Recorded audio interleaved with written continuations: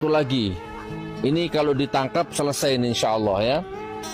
Ayo Pak Prabowo, jangan tanggung-tanggung bersih-bersihnya. Itu kan ekornya gitu loh, kepalanya itu. Tangkap geng Solo dan tangkap mantan presiden Indonesia yang ketujuh. Saya nyebut mantan presiden, saya nggak nyebut nama. Kok ngeceh terus mulutnya kamu Gus Nur?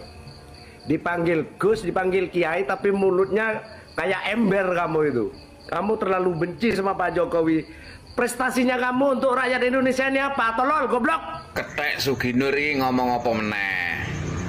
Oh kakean pula we to ketek. Assalamualaikum warahmatullahi wabarakatuh. Om Swastiastu, Namo Buddhaya, salam kebajikan.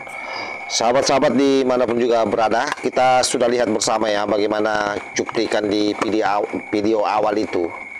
Ada Gus Nur, seorang penceramah gadungan, Gus Gadungan, luar biasa congornya. Sepertinya dia tidak kapok di penjara. Begitu dia berani mencoba menekan Pak Prabowo terkait soal Pak Jokowi.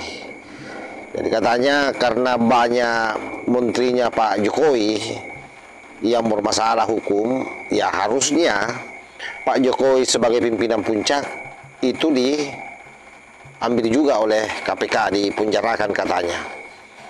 Nah, disinilah gagal pahamnya para kucluk bajingan ini yang tidak mencoba belajar soal hukum.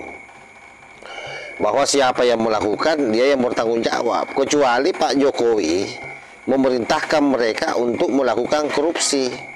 Atau misalnya mereka korupsi lalu ada aliran dana yang mengalir ke Pak Jokowi, baik itu secara langsung ataupun melalui perantara. Nah, sampai hari ini seluruh menteri-menteri yang diproses ini kan tidak ada satupun yang mengarah kepada Pak Jokowi. Bahkan buat saya, mereka yang dipenjara karena korupsi ini adalah bentuk pengkhianatan terhadap Pak Jokowi.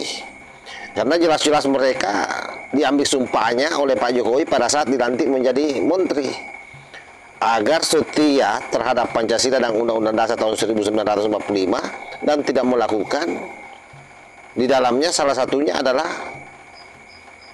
korupsi. Tapi apa yang terjadi? Justru kemudian dengan godaan duniawi mungkin yang ada di depan matanya, dia tidak tahan, akhirnya melakukan itu. Jadi sama sekali tidak ada hubungannya ke Pak Jokowi. Nah, inilah pola komunikasi yang dilakukan oleh semua para pembenci Jokowi yang berusaha membenturkan antara Pak Prabowo. Jadi dikiranya mungkin Pak Prabowo gampang didikte, diarah-arahkan. Makanya juga kita heran ya. Jadi mereka semua ini para gerombolang, saya sebut saja gerombolang, yang membenci Pak Jokowi, tetapi di sisi lain ngemis-ngemis ke Pak Prabowo. Dikiranya mungkin Pak Prabowo bodoh mau mendengar apa yang mereka sampaikan. Dan ini kan satu pola semua, termasuk Refli Harun, Said Didu, para pecatan-pecatan TNI dulu itu yang pernah menjadi panglima tapi dipensiunkan dini, Gatot Nurmantio. Kan semua pola komunikasinya sama. Menekan Pak Jokowi lalu mengangkat Pak Prabowo tanpa dia sadari bahwa Pak Prabowo menjadi presiden, ada andil Pak Jokowi di situ. Pak Prabowo adalah mantan menteri Pak Jokowi. Saya kira memang sudah sangat keterlaluan mereka ini. Ini coba kita lihat bagaimana cengengesang Gus Nur. Saya akan baca daftar menteri di era Jokowi yang ditangkap karena kasus korupsi. Ada 7 sementara ini datanya, tapi mungkin akan menyusul nanti insya Allah ya. Yang pertama yaitu Idrus Marham, era Jokowi, Menteri Sosial, korupsi proyek PLTU di Riau, ancamannya 2 tahun. Imam Nahrawi, Menteri Pemuda Olahraga, suap dan hibah ONI, ancaman 7 tahun. Edi Prabowo, Menteri Kelautan dan Perikanan, suap terkait izin budidaya dan ekspor benih udang, lobster. Lalu Juliari Batubara, Menteri Sosial, suap bansos COVID, insya Allah ancamannya 12 tahun. Lalu Johnny G. Plate ya, apa ini, Menteri Menteri Komunikasi dan Informatika, korupsi pembangunan BTS 20 tahun ancamannya. Lalu Syahrul Yassin Limpo, Menteri Pertanian, pemerasan dalam jabatan, gratifikasi dan tindak pidana pencucian, ya TPPU, di lingkungan Kementerian Pertanian 10 tahun ancamannya. Lalu siapa lagi? Nadiem Karim, ya, yang kemarin ditangkap itu ya, itu Mendikbud atau Mendikbudristek. Nah ini belum ya ancamannya. Dan banyak lagi. Nah, ada satu lagi. Ini kalau ditangkap selesai ini insya Allah ya. Ayo Pak Prabowo, jangan tanggung-tanggung bersih-bersihnya. Ya, full tenaga, full power, full niat. Gitu. Siapa? Geng Solo. Siapa? Mantan presiden. Nah, kalau cuma menteri-menterinya gini yang ditangkap percuma ya. Bukan berarti tidak dihargai, tapi itu kan ekornya gitu loh, kepalanya itu. Tangkap geng Solo dan tangkap mantan presiden Indonesia yang ke-7.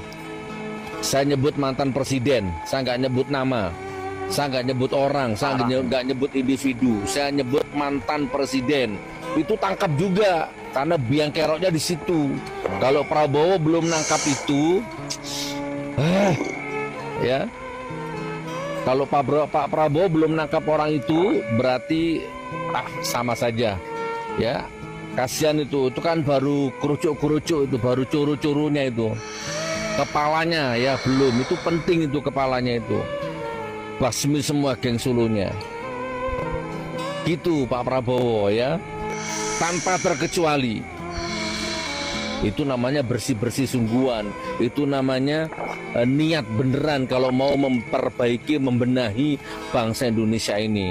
Dulu saya berpikir Indonesia ini nggak ada obatnya karena terlalu besar dosanya.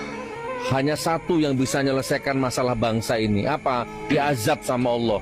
Ditenggelamkan itu istananya, DPR-nya ditenggelamkan sama bumi. Siapa? Geng Solo. Jadi dasar mereka ini memang para kucluk, Gus Gadungan, karena kan dia ini bukan anak kiai. Lalu kebelet menjadi ustaz. Tapi apa yang dilakukan oleh Gus Nur ini saya kira sudah sangat terlalu jauh ya, mencampuri urusan negara yang dia sendiri tidak paham. Nah cuma karena followernya sudah banyak, ini sangat berbahaya narasi-narasi seperti ini. Karena sekalipun kita yang waras ini tahu, tetapi kan masih banyak rakyat Indonesia, khususnya geng-geng mereka ini yang memang otaknya ditaruh, akhirnya nanti akan terglorifikasi dan akan kembali membuat huru hara di NKRI ini. Karenanya saya selalu mengatakan bahwa apapun yang mereka lakukan sebenarnya Jokowi ini hanya sebagai batu loncatan. Tetapi yang dia sebenarnya sasar adalah pemerintahan hari ini, yaitu pemerintahan Pak Prabowo. Sebab mereka menganggap bahwa Pak Prabowo ini berteman dengan Jokowi, dan kalau dia tidak bisa dipisahkan, maka Pak Prabowo tidak bisa dijadikan kawan. Dan dia nyiapkan calon alternatif nanti itu. Padahal ini masih terlalu jauh. Jadi memang tidak ada kesempatan bagi Pak Prabowo untuk membangun bangsa ini, efek dari congor-congor para begundal ini. Dan sepertinya ini Gus Nur tidak lelah di penjara. Padahal ketika dia baru keluar dari penjara, dia sendiri pernah berjanji tidak akan mau lagi mengomentari soal Pak Jokowi. Tapi sekarang kembali itu dia jadikan panggung. Sebab apa? Sebab ketika mereka bicara soal Jokowi, soal Gibran, otomatis akan banyak orang yang melihat video-videonya. Jadi tidak lebih pada pemburu AdSense sebenarnya apa yang dilakukan oleh mereka ini. Yang kasihan nanti kalau kemudian koseleo lidahnya lalu ada lagi yang permasalahkan. Masuk penjara dia, apalagi tidak main-main. Berani menekan Pak Prabowo. Ini sudah sangat keterlaluan.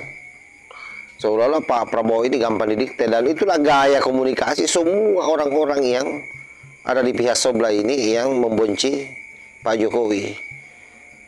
Dan mereka lakukan dengan isu yang sangat ecek-ecek sebenarnya, yang tidak masuk di akal sebagaimana video sebelumnya. Bayangkan soal ijazah lah, ini lagi soal hukum yang menimpa para menteri, tiba-tiba disandarkan ke Jokowi karena dia presiden. Kan bajingan ini, kayak tidak ngerti hukum saja. Saya kira demikian ya. Wallahul muwaffiq ila aqwamit thoriq. Wassalamualaikum warahmatullahi wabarakatuh.